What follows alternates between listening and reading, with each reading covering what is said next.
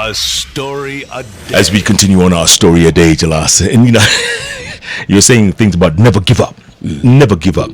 And when people think about life in America, you think, oh, it's all about the melting pot, a bed of roses, and it's not. It's not like that at all. And I spent nearly half my life there in two phases. First time was about 10 years, and then next time 10 years. And there's a point, and I call this bad luck happens in threes.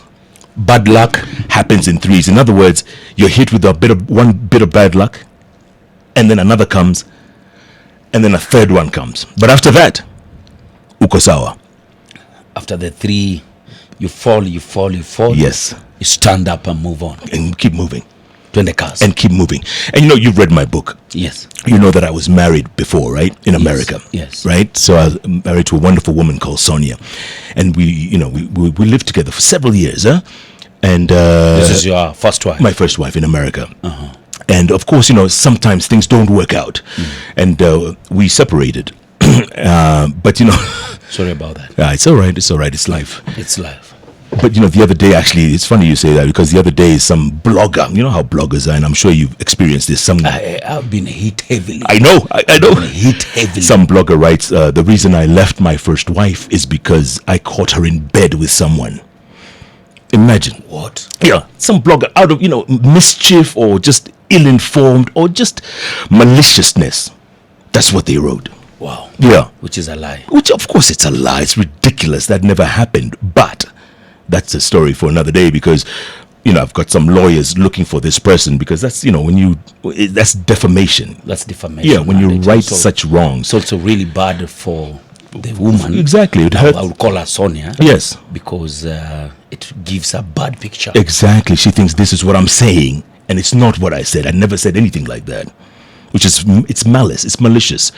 But that's how bloggers are. I'm sure you've experienced that yourself. Wow. Huh? Wow. And it's crazy. It's crazy. But my worst thing is when they try to involve my daughter into it. I've always told them, write anything about you, about me, but don't touch your people. Don't touch people who don't know Jalango, but know Felix. Yeah. You understand? So that was the first thing. First bit of bad luck. When you separated? Yes. Okay. All right. So now I'm living in, I've left New York. I'm in New Jersey, across the river, and I've got a job. And I'm working at this company, broadcasting company called Medical News Network. Working there, I'm doing about 6-9 months, and it's going great because I'm really learning this trade of being on TV, being a producer, being a writer, all this stuff. I'm learning. It's a small network, but it's growing. 9 months down the line, we get a letter one morning. The company is closing down. All of you are going to be laid off. When things were just picking up. You guys didn't see this coming? Not at all. I mean, we thought it was doing really great. Advertising was doing great. Boom. We are closing down. We're closing down. Good thing is they gave us a 3-month, what they call severance pay. So for 3 months, they'll continue paying us. But as of, this Friday, no work. So at least you can find your footing. You give you 3 months, because in the States, you rely on paying your rent, and literally you're living month to month, right? Wow. In that time, now let's think too that's happened, right? You separated and lost my job. In those 9 months that I'm working for this company, I'm enjoying it. It's great, but it's across the river in New Jersey, and I'm commuting. I'm taking the equivalent of a matatu across the river into New York City. Bus, they called it. So I decided, let me just buy a vehicle. I have access to a bank. I have access to a loan. The interest rates are like 0.5%. Let me get a car. So I walk into this showroom, and I pick up a Jeep Wrangler. Your first car? Yes. Your first car? Yeah. Your first car was a Jeep? Jeep Wrangler. Idiot. It's America, man. I mean, they're some people. But it was reasonable, Jalas. It was so reasonable. It was incredible. Jeep Wrangler. So I got a loan for it, and what I was paying per month was maybe less than $500. So it was nothing. Okay. You're paying nothing, and insurance, everything's covered. So I buy this Sahara forest green Jeep Wrangler with a tan top, which you could take off. And it was a great car, man. I mean, I used to cruise. So now, thing one has happened. Thing two has happened, right? So I'm cruising. I'm looking for a job, and I'm cruising around. One day I come home early after looking for work all day. And I used to live on the third floor of an apartment overlooking the street. And I used to park my car just below me so I could see it. You know, every time I walked to the window, I could see the car down there. You know, it was very easy. And I put the alarm on. I put what they call a bull bar, where you lock the steering. I don't know if Yes. they have the, yeah. You The one lock, happens, yeah. you lock the steering. Most people who drive big cars have it. You lock the steering, put the alarm on, and I would go upstairs, right? So this particular day, I walk upstairs. I'm on the phone. Those days, there were no cell phones. They hadn't kicked in yet in America. So I had this cordless phone. I would grab it from the kitchen and walk around the 2-bedroom apartment. So I'm just walking around, I'm talking. As I'm talking, I said, yo, let me just look out. What's happening? I look out the window. And what I see, I can't believe what I'm seeing. Because the car that I thought I had parked down there is not there. And I tell myself, oh, maybe I parked it round the corner. Maybe I'm dreaming here. So I hang up the phone, I run downstairs, and I run to where I'd parked the car, and it's not there. And I run round the corner, it's not there. And I run back, and it's not there. And I'm panicking now, saying, what the? That was 2 minutes ago. The car was there. It's not there. And I'm looking around my neighbors. I said, did you see my car? Did you see what happened? They said, no. What? Gone. Like Kaiser Sose. How long have you had the car? I've had it for maybe 2-3 months. So it's pretty new, eh? So the police station was about 10-minute walk.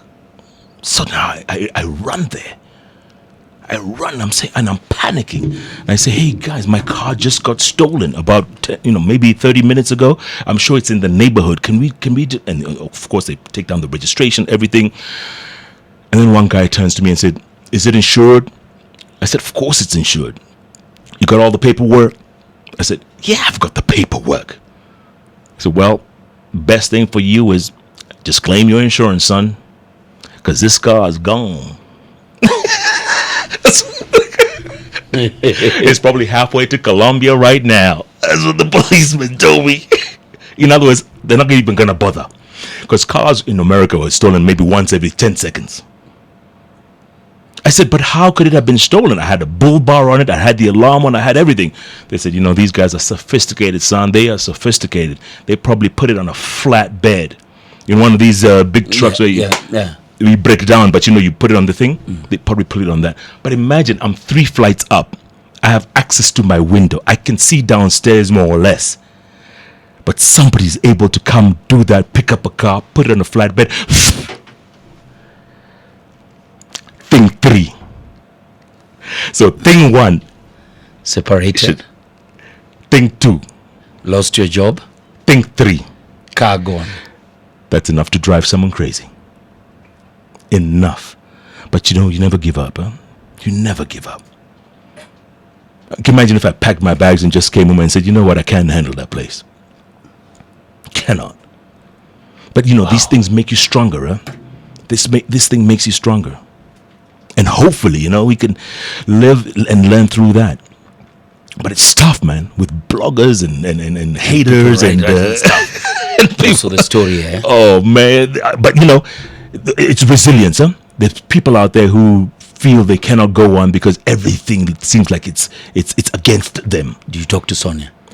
Once in a while, yeah. But she was very hurt by this, by the way. She was very, very hurt and saying, how could you say that about me? I said, I didn't. I would never. And I told her about fake news. Fake news is the order of the day. Yeah. I didn't never. I mean, why would I say something like that? How could I say something like that? I have too much respect for her, man. You have to have respect, huh?